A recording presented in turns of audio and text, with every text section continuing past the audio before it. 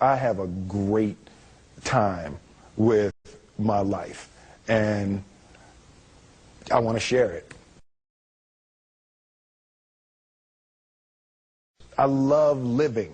I think that's infectious. It's something that you can't fake. Greatness is not this wonderful, esoteric, elusive, God-like feature that only the special among us will ever taste. You know, it's something that truly exists in all of us. It's very simple. This is what I believe, and I'm willing to die for it. Yeah. Period. It's that simple. I know who I am, and I know what I believe. I know who I am, I know what I believe. That's all I need to know. And that's all I need to know. So from there, you do what you need to do. Yeah. You know, and I think what happens is we make the situation more complex than it has to be. Because we're looking for complexity. There's got to be something complex to understand. It can't be that easy. No. We didn't grow up with the sense that where we were was where we were going to be. You know, we grew up with the sense that where we were almost didn't matter because we were becoming right. Something greater.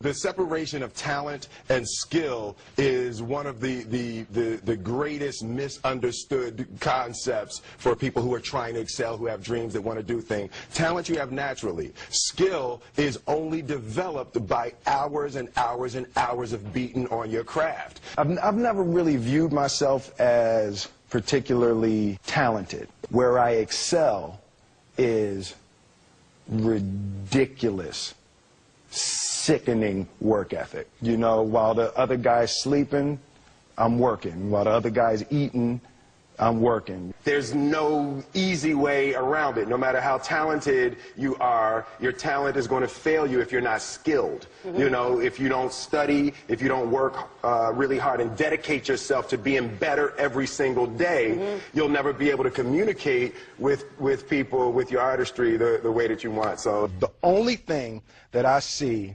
that is distinctly different about me is I'm not afraid to die on a treadmill. You might have more talent than me, you might be smarter than me, but if we get on the treadmill together, right, there's two things. You're getting off first, or I'm going to die. It's really that simple. One summer, his dad tore down a brick wall on the front of his business and told 12-year-old Will and his 9-year-old brother to rebuild it, a job they said was impossible.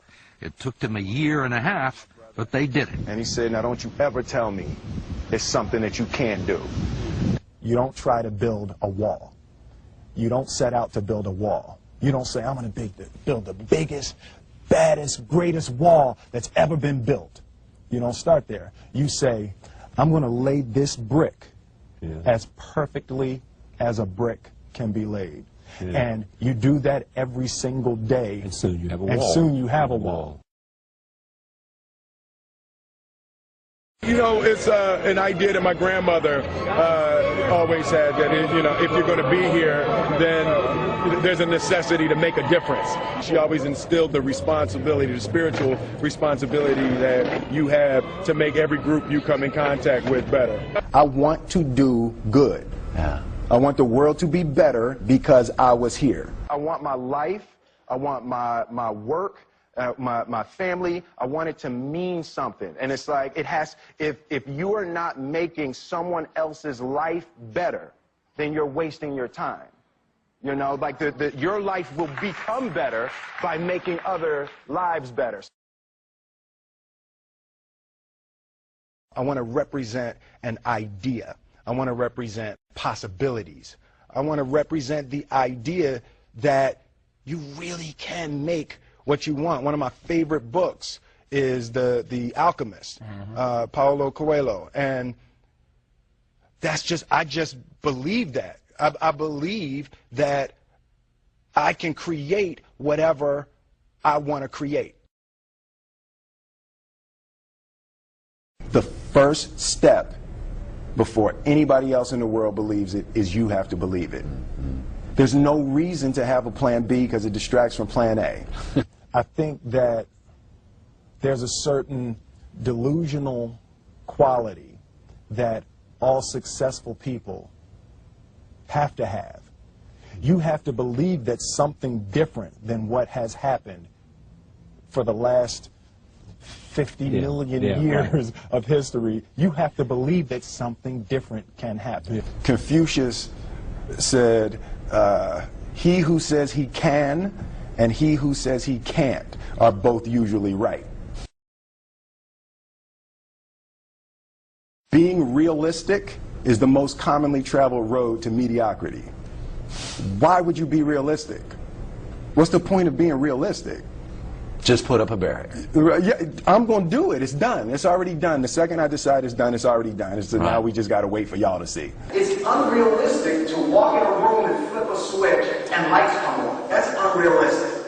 Fortunately, Edison didn't think so. It's unrealistic to think you're going to bend a piece of metal and fly people over an ocean in that metal. That's unrealistic. But fortunately, the Wright brothers and others didn't believe that. And it just seems like such a ridiculous idea to me to embrace the idea that it's not going to happen and that's not real for that to happen. As soon as you say it, now you just made that real. Our thoughts, our feelings, our dreams, our ideas are physical in the universe.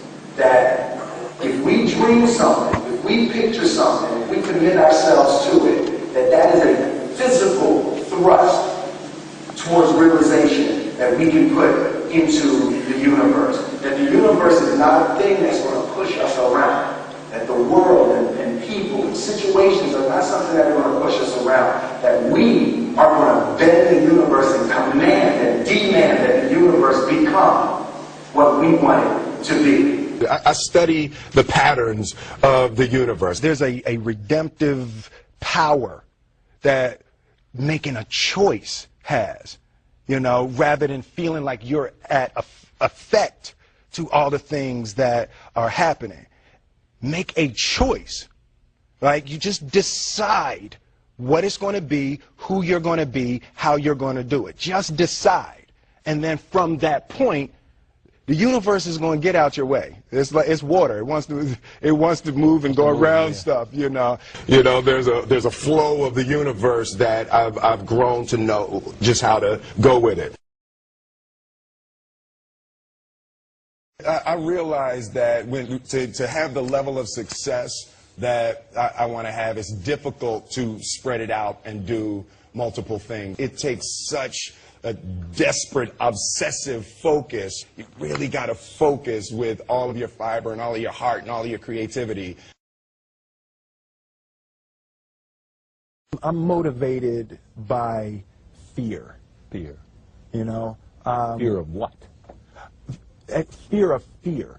I hate being scared to do something. And I think what developed in my early days was the attitude that I started attacking things that I was scared of. It was Franklin Roosevelt said the only fear you have to fear is fear itself. Absolutely. Remember that? Absolutely. Yeah. You can't be scared to die for the truth. The truth is the only thing that's ever going to be constant.